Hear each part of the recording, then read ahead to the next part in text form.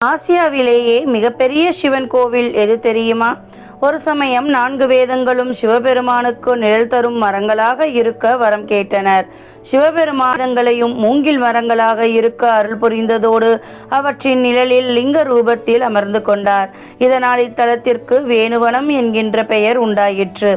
தினசரி இந்த மூங்கில் காடு வழியாக ராமகோனார் என்னும் பால் வியாபாரி பாண்டிய மன்னனின் அரண்மனைக்கு பால் கொண்டு போவார்.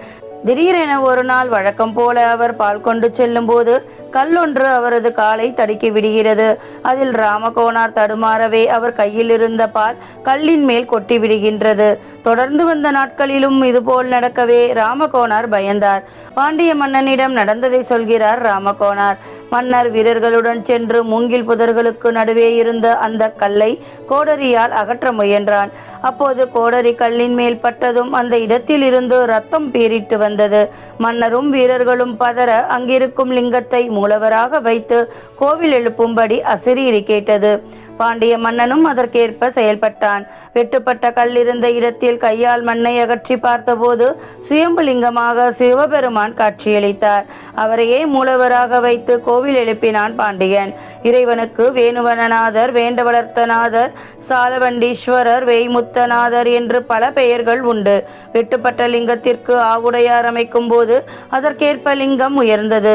மீண்டும் இன்னொரு ஆவுடையார் அமைக்க மறுபடியும் லிங்கம் வளர்ந்தது. இப்படியாக 20 ஆவுடையார் அமைத்த பின்பும் லிங்கம் உயர்ந்து கொண்டிருந்தது. இறைவா, இது என்ன சோதனை என்று மன்னன் கலங்கி நிற்க ஜோதி வடிவமாக இறைவன் காட்சியளித்து அருளினார். இறுதியாக சதுர வடிவமாக 21வது ஆவுடையார் மேல் வெட்டுப்பட்ட லிங்கம் பொருந்தியது. மீதமுள்ள 20 ஆவுடையார்கள் மண்ணுக்குள் புதைந்திருப்பதாக சொல்கிறார்கள். அதனால்தான் வேண்ட வளர்த்தநாதர் என்ற பெயர் இறைவனுக்கு ஏற்பட்டது. இறைவனின் லிங்க திருமேனியின் மேல் பகுதியில் ஒருபுறம் வெட்டுப்பட்டு சரிவாக இருப்பதை இப்போதும் காணலாம். ஒரு சமயம் இந்த கோயில் அர்ச்சகராக இருந்த வேதப்பட்டர் தனக்கு உணவில்லாவிட்டாலும் யாசகம் பெற்றாவது இறைவனுக்கு நெய்வேத்தியம் செய்து விடுவார். ஒரு நாள் ஈர நெல்லே யாசகத்தில் கிடைத்தது. இருந்தாலும் சன்னதிக்கு அருகில் வெயில் வரும் இடத்தில் நெல்லை உலர போட்டுவிட்டு நீராட போனார். அப்போது திடீரென மழை வரவே மழையில் நெல் நனைந்து தண்ணீரில் போய்விடுமே என்று கவலையுடன் கோயிலுக்கு ஓடி வந்தார். அங்கே அவர் கண்ட காட்சி அவரை மெய்சிலிர்க்க வைத்தது. மழை மற்ற இடங்களில் பெரிதாக பெய்து கொண்டிருக்க நெல்லை உலர்த்திய இடத்தில் மட்டும் மழை பெய்யாமல் வெயிலடித்து கொண்டிருந்தது.